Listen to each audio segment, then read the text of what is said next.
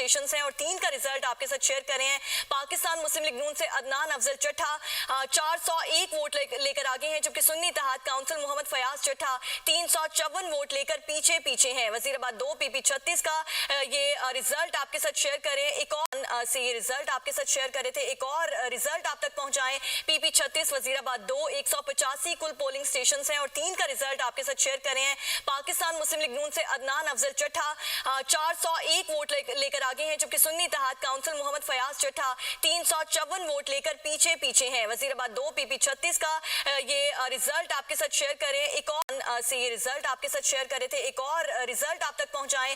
PP 36 Wazirabad 2 185 कुल polling station हैं और 3 का रिजल्ट आपके साथ शेयर करें हैं।